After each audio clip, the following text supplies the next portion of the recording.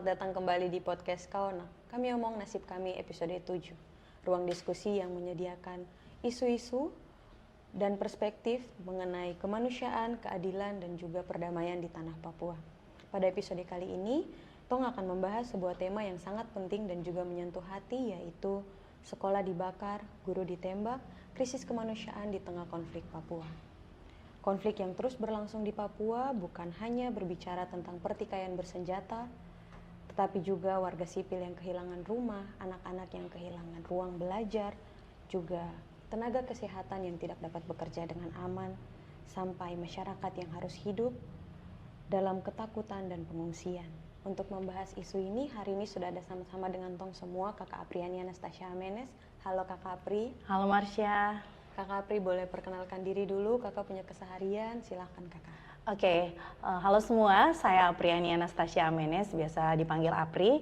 Keseharian saya adalah seorang dosen di Prodi HI, FISIP Uncen, dan saya juga tergabung dalam tim riset di GPIC OFM Papua. Mungkin itu saja ya Marsha. Oke Kakak Apri, terima kasih Kakak Apri sudah mau siapkan waktu untuk sama-sama dengan Torang hari ini di studio. Kakak langsung saja ketong punya pembahasan nih. Dalam kakak punya tulisan yang kakak tulis di buku Memoria Passionis seri nomor 44 yang baru saja di launching. Di situ kakak mengutip tema besarnya adalah sekolah dibakar dan guru ditembak. Yang saya mau tanya di sini kakak, apa pesan utama sebenarnya yang ingin kakak sampaikan kepada publik melalui judul tersebut? Silakan kakak Pri. Oke, terima kasih ya. Sebenarnya begini Marsha. Judul sekolah dibakar, guru ditembak, kemudian ada politik keamanan dan krisis kemanusiaan dalam konflik bersenjata di tanah Papua itu sendiri. Sebenarnya saya pilih memakai judul itu tuh bukan sekedar judul yang digunakan dengan kata-kata yang indah atau judul supaya menggugah hati orang untuk membaca atau mendengar atau sebuah metafora. Tapi ini merupakan saya punya ungkapan hati karena melihat ada kegelisahan, ada setiap hari saya bangun di atas tanah Papua ini, maksudnya karena saya tinggal di sini, saya melihat dan juga mendengar berita ada orang Papua yang mati, ada orang Papua yang hidupnya sedang tidak baik-baik saja. Mungkin hari ini saya hidup dengan privilege bahwa saya masih bisa melakukan, saya punya aktivitas baik, tapi ternyata ada manusia Papua lainnya di belahan Papua lainnya yang sedang tidak baik-baik saja. Nah, judul ini berdasarkan kronik yang tersusun sejak Januari sampai Desember 2025 oleh teman-teman GPIC OFM, dan saya kebetulan mendapatkan kesempatan juga untuk menulis, sehingga saya melihat ada sebuah ruang atau sebuah sisi yang sebenarnya ini penting sekali, tapi selama ini tuh kita seperti bagaimana ya, menghidupi dia, kayak kita sudah terbiasa dengan kondisi yang tadi saya bilang, saya bangun pagi, saya harus membaca berita, harus melihat berita, harus mendengar berita yang orang mati nih, orang lagi mati. Matinya karena apa? Ditembak di mana? Di daerah konflik. Masyarakat sipil yang tidak bersalah, yang tidak berdosa, kemudian yang tidak pegang senjata harus juga meregang nyawa dengan keadaan-keadaan yang sangat mengkhawatirkan. Nah, kondisi-kondisi itu, ada konflik bersenjata di atas tanah Papua ini di beberapa wilayah itu yang menyebabkan beberapa fasilitas umum seperti sekolah, rumah sakit ikut menjadi terdampak gitu ya. Jadi ada sekolah yang dibakar, kemudian ada guru yang ditembak. Kemarin-kemarin kalau misalnya kita baca berita, kita dengar berita, ada guru yang ditembak, kemudian anak-anak itu tuh sudah tidak bisa sekolah lagi. Nah, terus kondisi seperti ini pertanyaannya mau sampai kapan? Nah, itulah kegelisahan saya dan akhirnya saya bingung, sebenarnya saya mau tulis judul apa ya? Nah, sudah saya tulis seperti itu saja. Sekolah dibakar, guru ditembak, dan sampai kapan? Pertanyaan ini saya pikir juga mungkin ada di teman-teman sekalian atau di para penonton sekalian juga ya, tapi mungkin itu yang bisa saya munculkan dari judul atau bagian chapter yang saya tulis. Mungkin itu saja yang bisa saya jelaskan. Baik Kakak Apri, terima kasih. Selama ini nih Papua itu terkenal dengan atau sering dipahami dengan persoalan keamanan ya Kakak. Menurut Kakak Apri, kenapa cara pandang seperti itu belum cukup untuk menjelaskan realitas yang terjadi di Papua? Oke, benar sekali ya. Kalau misalnya kita mau lihat bahwa konflik di Papua itu sendiri, kalau kita secara sadar, kita bisa bilang bahwa itu bukan hanya persoalan keamanan. Nah, sebenarnya saya nyontek ya, karena memang ini kalau bicara Papua itu saya tidak berani bicara sembarangan, bukan karena takut, tapi apa ya, mau datang ke sini saja hari ini tuh sebenarnya saya punya perasaan bukan takut karena bicara di depan kamera atau apa tidak, tapi mungkin kondisi-kondisi yang hari-hari ini saya alami itu membuat saya tersadar bahwa saya tidak bisa diam, saya juga harus bicara begitu ya, bahwa peristiwa kekerasan itu dia tidak berdiri sendiri, tapi dia merupakan bagian dari dinamika kekuasaan yang lebih luas. Karena ada perebutan sumber daya alam, kemudian kalau kita mengutip dari saya, terutama di dalam tulisan dalam buku ini, saya mengutip dari penjelasannya Jaleswari Pramodarwardhani. Dia bilang begini dalam tulisannya tentang kekerasan di Papua ketika dialog melalui moncong senjata. Dia bilang bahwa konflik Papua itu merupakan manifestasi dari struktur kuasa yang lebih dalam, di mana kepentingan politik dan ekonomi itu seringkali berjalan beriringan di balik narasi soal pembangunan atau stabilitas. Jadi bagi saya itu kayak, iya, pembangunan dan stabilitas perekonomian atau kesejahteraan rakyat itu kayak tipu-tipu saja begitu. Bangun-bangun apa di Papua kalau pada akhirnya orang mati sia-sia, sekolah dibakar, kalau hari ini kita punya ruang-ruang hidup dirampas. Nah, mungkin itu bahwa memang bukan sekedar bicara soal keamanan saja, tapi dari sisi atau sudut pandang yang lebih luas lagi begitu.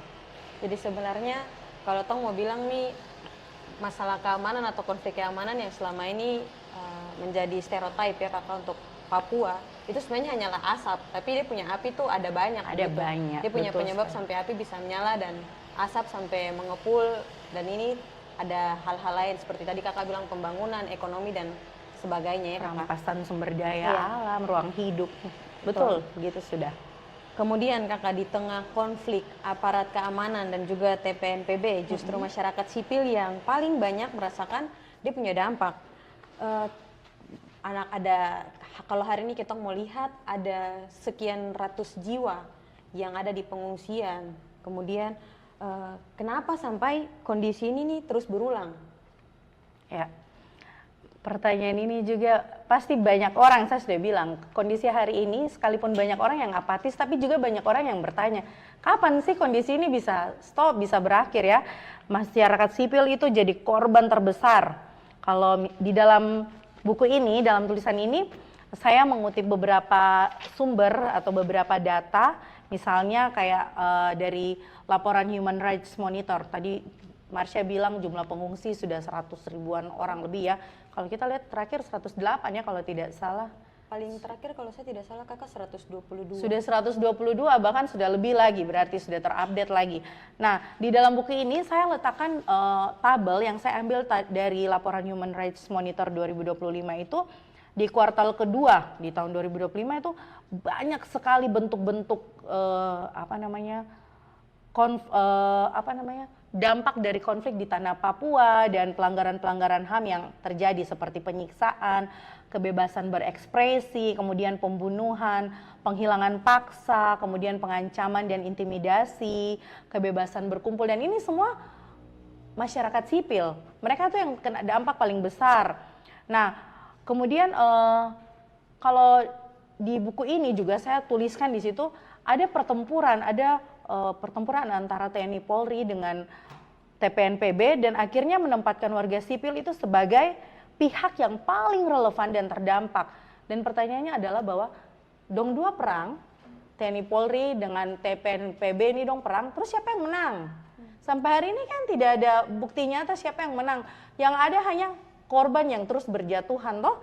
Nah, korban-korban itu warga sipil, dan pelabelan TPNPB itu sebagai terorisme itu, sebagai teroris itu juga fatal sekali. Akibatnya warga sipil yang penampakannya mungkin gini, kalau misalnya kita hidup di Papua ini, kita sudah terbiasa dengan orang-orang Papua, terutama kita punya saudara-saudara yang ada di gunung itu dengan penampakan yang mereka punya rambut gimbal atau kribo, terus mereka punya jenggot yang bagi mereka itu kehidupan mereka dengan gaya seperti itu nyaman, orang punya kehidupan yang nyaman, tapi dilihat sebagai oh itu tuh pasti bagian dari TPNPB, sehingga mereka pun masyarakat sipil tapi kena tembak dan akhirnya menjadi korban. Nah itu yang membuat apa ya, kalau saya mau bilang sampai hari ini akan banyak lagi masyarakat sipil itu berjatuhan menjadi korban, bukan hanya orang asli Papua tapi juga orang non asli Papua yang ada di tanah Papua ini ya. Jadi kalau mau bilang kenapa mereka menjadi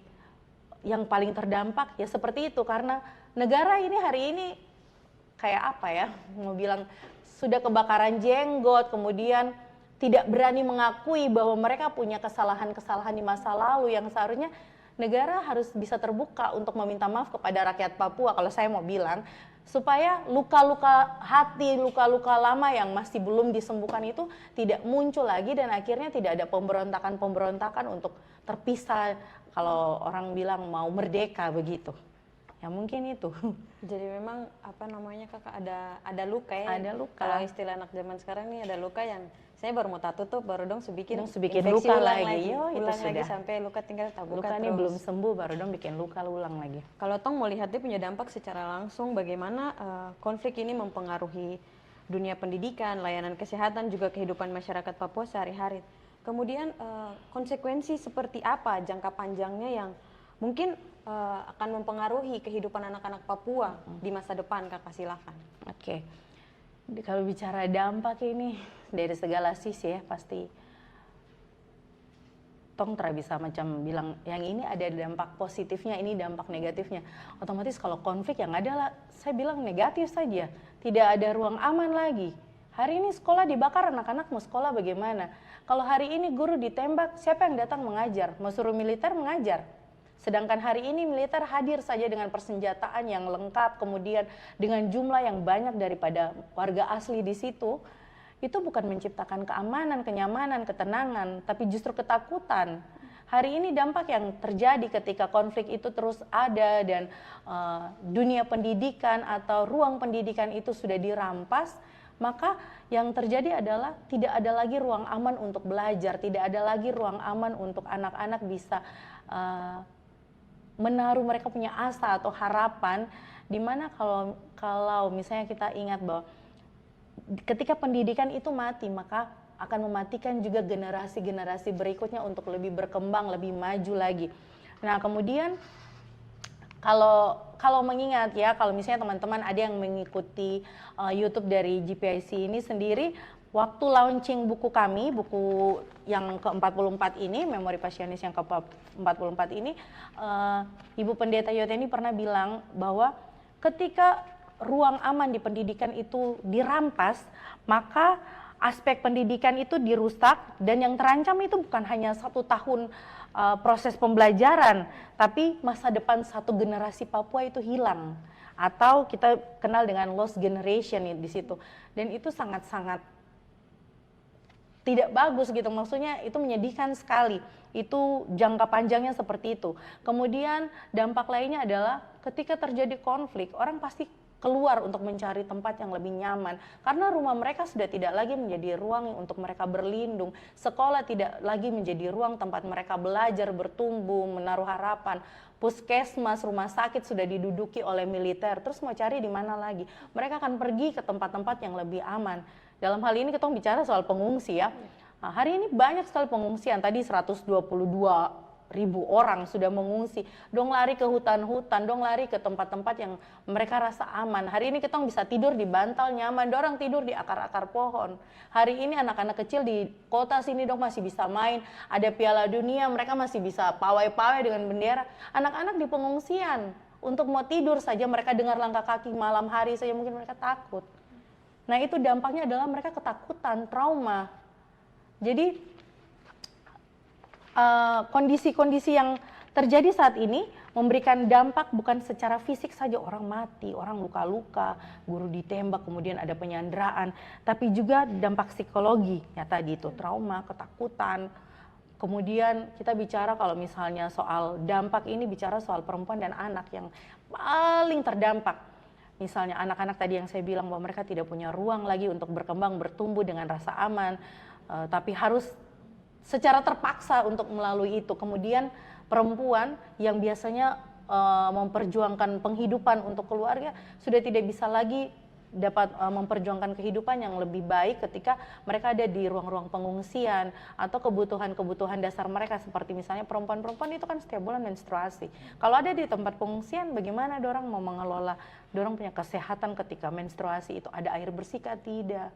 Kalau hari ini ketong di kota masih bisa pakai pembalut, dorang ada kah? Tidak.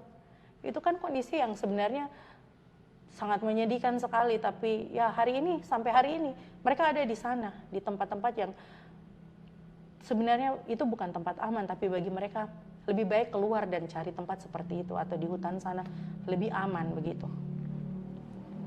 Selama ini juga saya rasa sebenarnya bukan rahasia umum lagi ya kakak untuk pemerintah, mereka lebih mengedepankan pendekatan keamanan secara khusus buat di Papua ya kakak. Kita melihat bagaimana ada pasukan organik yang sebenarnya ada di Papua yang saya rasa sebenarnya cukup untuk mengamankan ketong di Papua, tapi sampai hari ini masih ada tenaga keamanan non organik yang dikirim ke Papua. Menurut kakak Apri, sejauh mana pendekatan tersebut efektif dalam menyelesaikan konflik yang sudah berlangsung begitu lama di Papua ini, kakak silahkan. Kalau pertanyaan seperti ini tuh saya selalu bilang gini, datang banyak-banyak bikin apa? Memangnya ketong semua ini satu orang pegang senjata kah? Jadi kamu datang banyak terus bawa-bawa senjata.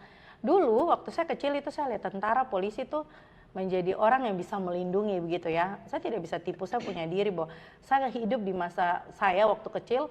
Kalau ada terjadi sesuatu yang misalnya kekacauan ketika lari ke polisi, kantor polisi atau lihat tentara kita rasanya. Tapi hari ini lihat tentara dan polisi tuh ada rasa takut kan.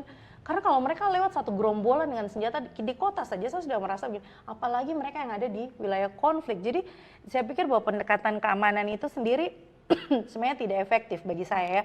Karena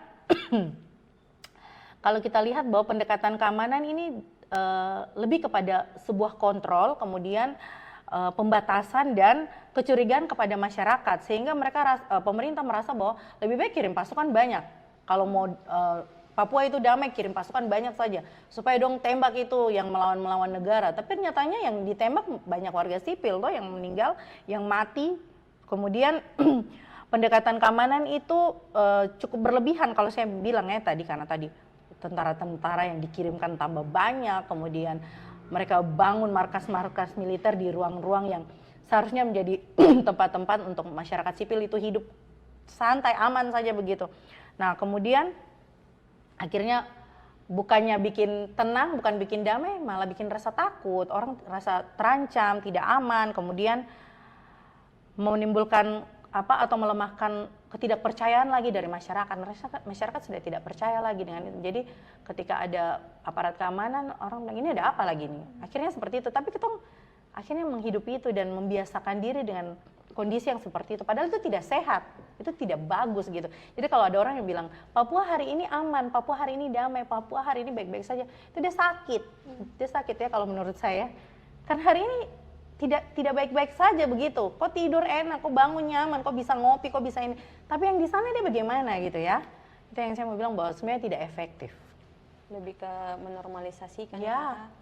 Dengan misalnya keterpaksaan akhirnya tuh menormalisasikan situasi ini. Padahal sebenarnya ya tadi kakak bilang tidak baik-baik saja. Tidak baik-baik saja. Tapi karena situasi dan kondisi bikin sampai sudah, tong baik-baik saja.